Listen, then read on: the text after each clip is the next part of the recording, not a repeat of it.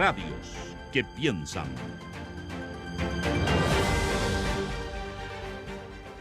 Bien, volvemos a hablar de la contingencia, a hablar de la política. Ha sido el tema, sin duda, de estos últimos días, el caso de la Seremi de Vivienda de la región de Antofagasta con la Fundación Democracia Viva ligada a Revolución Democrática.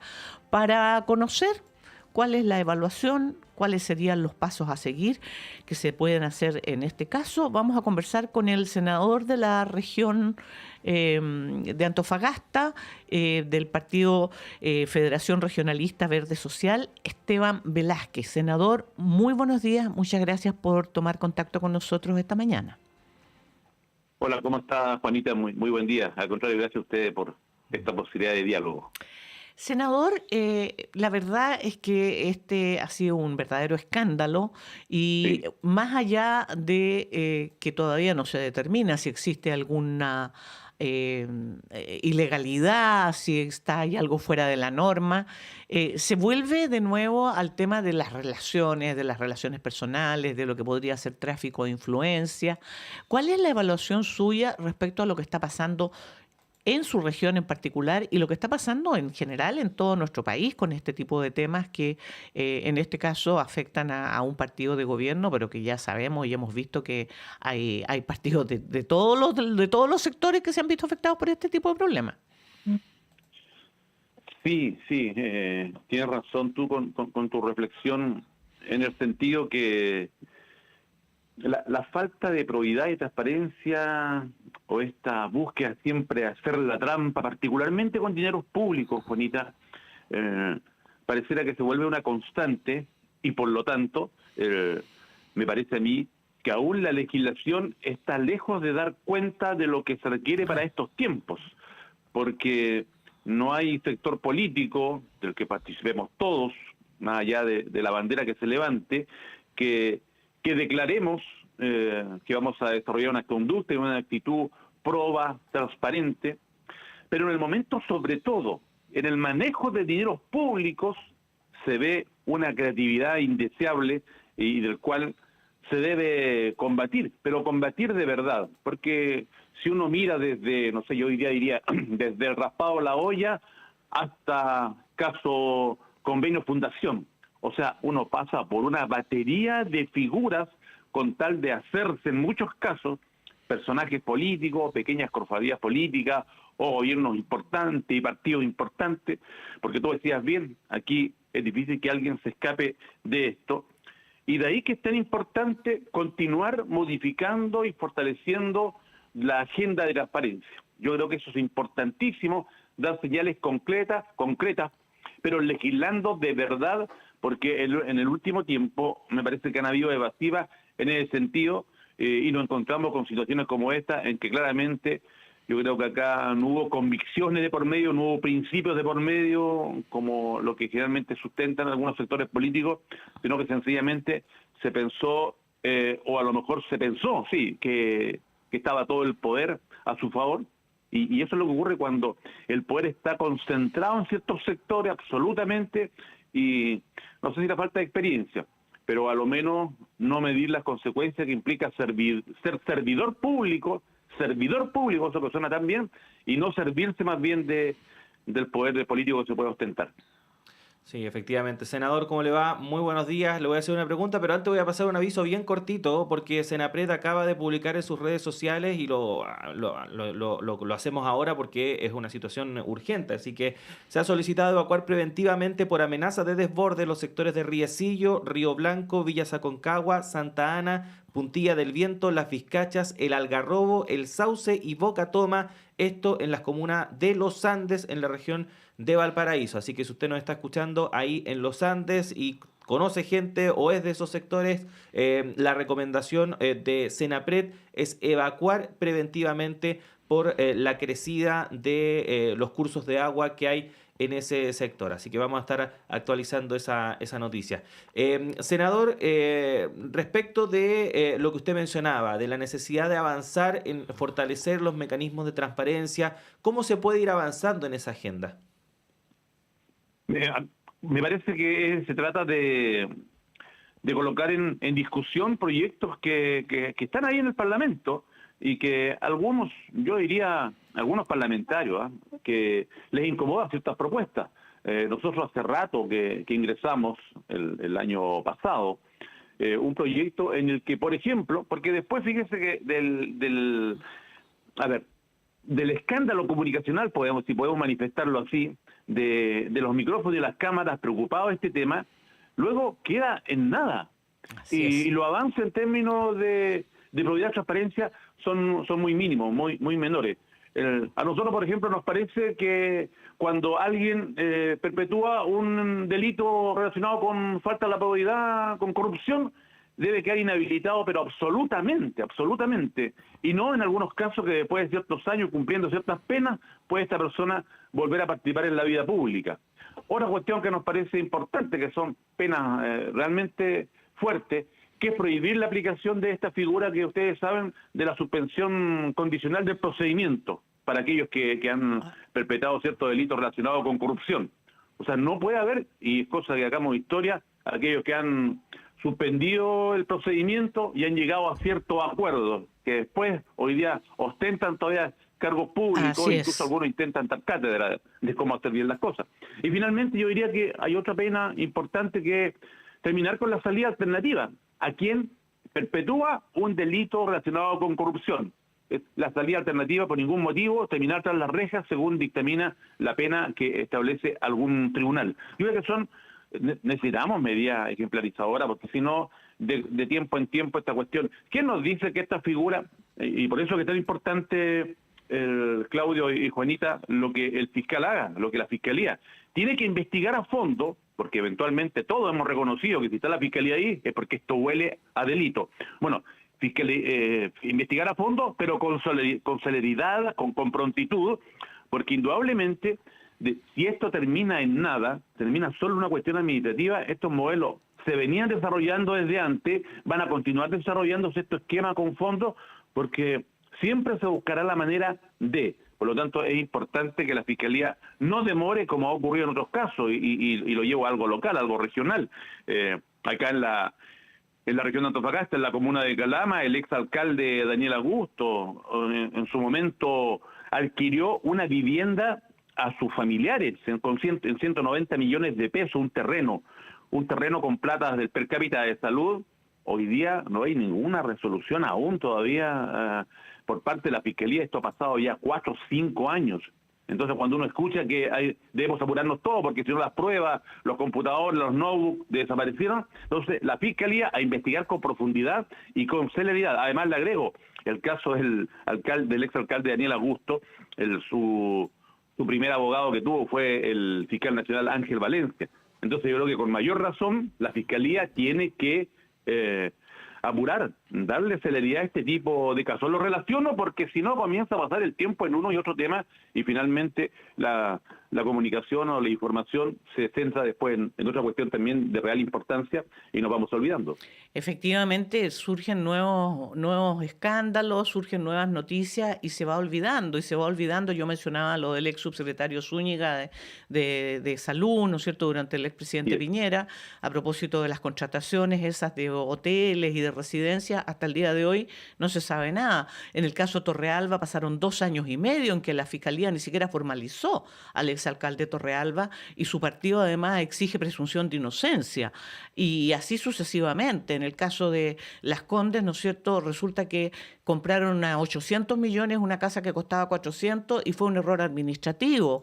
Y así sucesivamente. Entonces, claro, como dice usted, la Fiscalía parece que no siempre le toman el peso ni hacen la investigación como corresponde ni con la celeridad.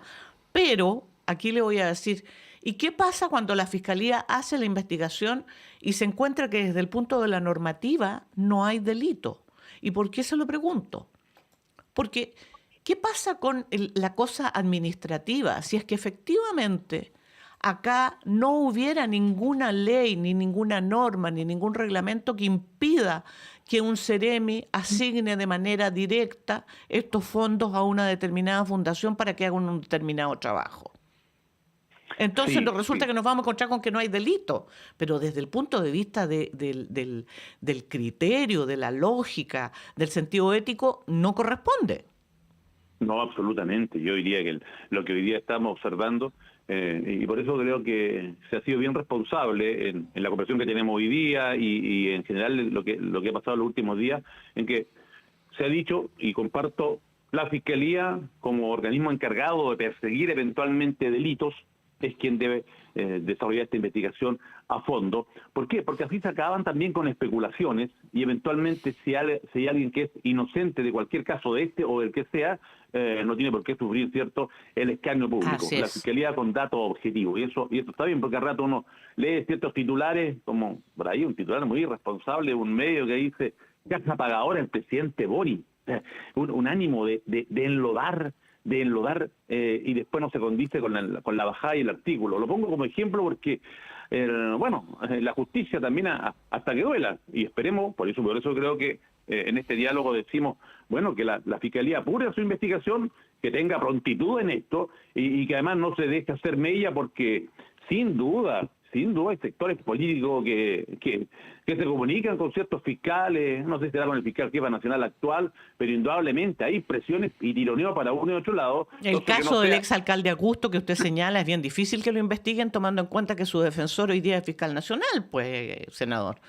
o sea, claro, fue el primer abogado que tuvo el ex alcalde de Renovación Nacional, y pasan los años. Entonces, yo he conversado con la Fiscalía, de hecho le he manifestado si el delito o lo cercano al delito, a la irregularidad, parece que es tan exquisito, porque cómo han demorado tanto de buscar las pruebas. Cuando uno es alcalde, es presidente de las corporaciones de turno, participa de las reuniones, con decir que además la directora de finanzas de la corporación es prima hermana del ex alcalde Augusto, se le compra un familiar y no tiene responsabilidad alguna. O sea, yo diría que uno comienza a desconfiar en cierta medida de las profundidades de la investigación. Bueno, cierre paréntesis, que no pase lo mismo con este caso, ni con cualquiera, sobre todo cuando dinero es público, porque los gobiernos no son botines. Los gobiernos no son botines.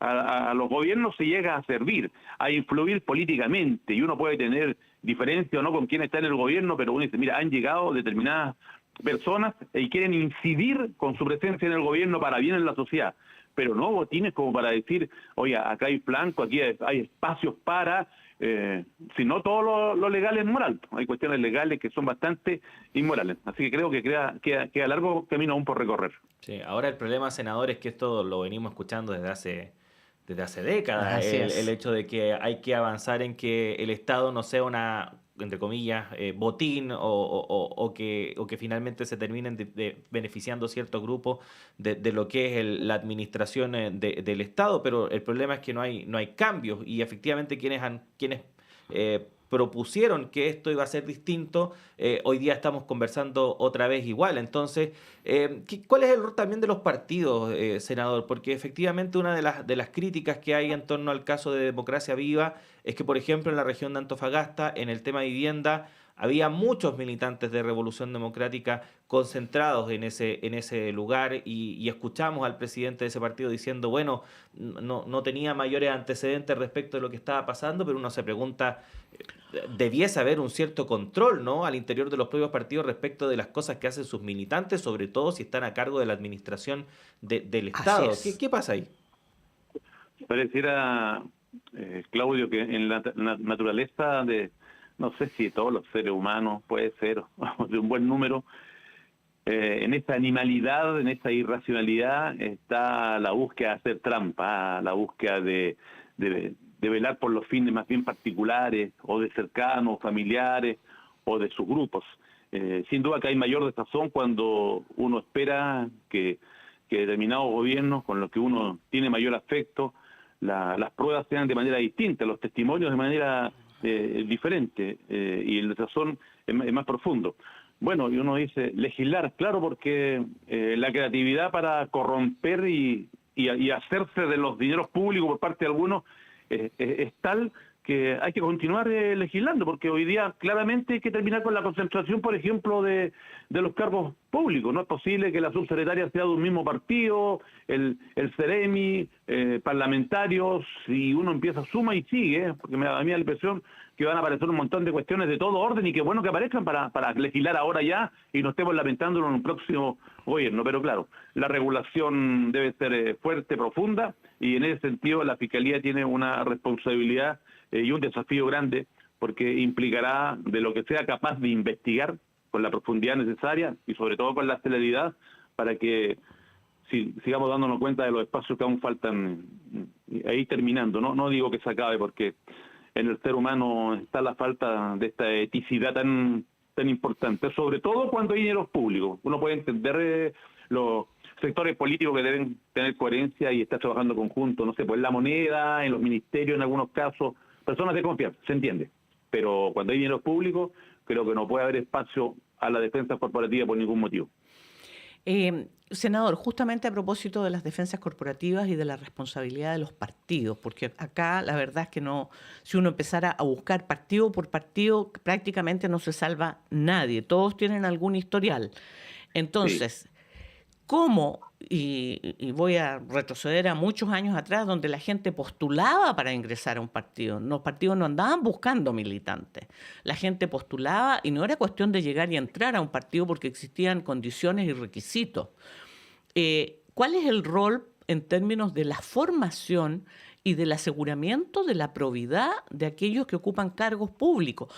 Lo pregunto porque yo no puedo pretender que un gobierno de derecha contrate dentro de los cargos de confianza a pura gente de izquierda y viceversa.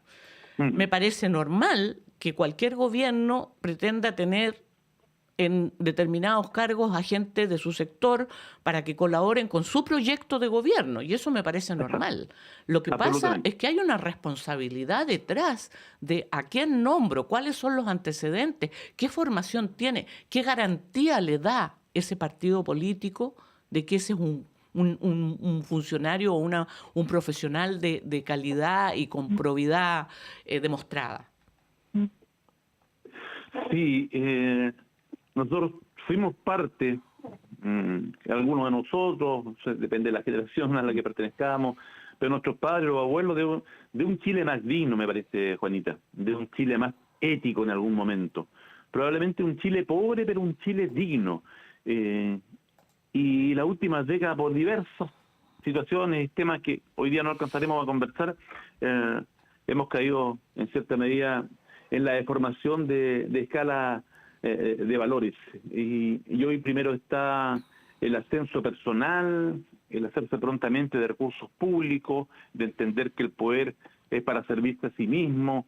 Yo creo que eso, y me parece que a través de la formación ciudadana, de la educación cívica, de fortalecer la educación formal tan importante y no tironearla, sino que por el contrario, continuar invirtiendo, ahí vamos a tener la posibilidad de tener generaciones de profesores con una estabilidad laboral que implique que sean líderes y transformadores de este proceso social tan importante como es la educación. Hoy día hasta la información, nuestros padres, nuestros abuelos eran los lectores del diario permanente, un debate que había de un modesto dirigente sindical con un gerente de una empresa, en el interés colectivo, en la mirada por el otro. Hoy día cuesta mucho encontrar esa virtuosidad y más bien está el interés personal, o al contrario, pensar que el del frente o pensar que cualquier sector tiene la verdad absoluta y por lo tanto no deja espacio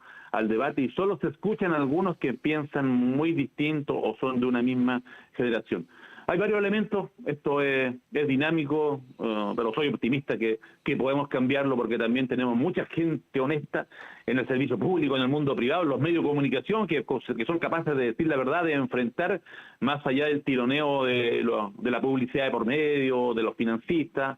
Hay gente honesta en todo orden de cosas. No obstante, los que escapan de esa línea tienen que recibir las sanciones que correspondan y por lo pronto los que estamos en un rol legislativo ahora, buscar la forma también de conseguir que algunos de nuestros proyectos sean ley de la República, así incomoden a otros sectores políticos. Senador, ¿se deben asumir más responsabilidades políticas? Ya renunciaron los dos principales involucrados a los cargos que tenían en el gobierno, pero ahora hay quienes apuntan a la subsecretaria de Vivienda que no se sostiene su situación. ¿Debiese haber un cambio también en ese sentido o considera que no es prudente? No, a mí me parece que sí, efectivamente la subsecretaria tenía información y pudo haber intervenido, haber hecho a ese adelantado, incluso a lo mejor a la denuncia. Esos son ejemplos fuertes, potentes, y no que a través de que sean funcionarios los que tengan, que también parece muy bien. Yo creo que es muy loable, más allá de las motivaciones que tenga cada funcionario, pero está bien. En el caso de la subsecretaria, si tenía los antecedentes, como te he dicho, desde los primeros días de mayo, me parece que, o sea, debe renunciar, que ella debiera hacerlo de manera personal, y si no, pedirle la renuncia. No sé si esto escala al ministro, tendrá que revisarse, no estamos nosotros cercanos a esa información, a ese nivel de detalle, pero todas las responsabilidades que correspondan, de todos, mirar a nivel regional cómo están actuando los delegados regionales, saber qué grados de sujeción hay respecto a de los seremi a los delegados, qué autoridades están ejerciendo, cómo se coordinan, cómo se reúnen, qué preguntan, cómo miran, si hay que escarbar cuando se está en el cargo público. Uno cuando está en el cargo público tiene que estar mirando, porque la tentación está a la vuelta de la esquina, pero además hay una responsabilidad de funcionario público, ética, de cuidar esas platas, pues es lo que molesta a Juanita y Claudio, que son dineros públicos que cuesta, nos cuesta traer las regiones. Somos autores del proyecto Royalty Minero, en donde uno de los ejes era el destino de las regiones. Entonces, molesta cuando las platas pueden estar llegando por una u otra vía y algunos sienten que de manera sencilla pueden hacer uso de ella. Que no digo hoy día que haya delito, porque tiene que decirlo la Fiscalía, pero claramente no era la forma. Y hoy día la forma y el fondo importan. Los estándares respecto a probidad y transparencia se elevaron, y entender que se llega a servir a los gobiernos, no a servirse de aquello. Senador Esteban Velázquez, senador de la Federación Regionalista Verde Social por Antofagasta, le agradecemos muchísimo que haya conversado con nosotros esta mañana. Que tenga muy buen día. Gracias, muy buenos días. Un saludo del norte, que estén bien. Muchas gracias, senador. 8 de la mañana con 30 minutos, Juanita, tenemos que hacer una nueva pausa en esta edición de Radio Análisis. Me toca despedirte ya hasta el martes. ¿Hasta el martes? El martes nos tenemos que reencontrar porque este lunes de nuevo es feriado. Así es, pues. Sí, qué agradable cuando están ahí todo tan pegado los feriados. Así que si usted tiene la posibilidad de descansar, hágalo también. Aproveche este fin de semana largo, ya que está todo medio húmedo, mojado. Quédese en la casita, aproveche de ver algo. Aprovechar. Y, bueno, el programa continúa, así que siga junto a nosotros y Juanita nos reencontramos el martes. Nos reencontramos el martes y que tenga muy buen fin de semana. Vamos y volvemos.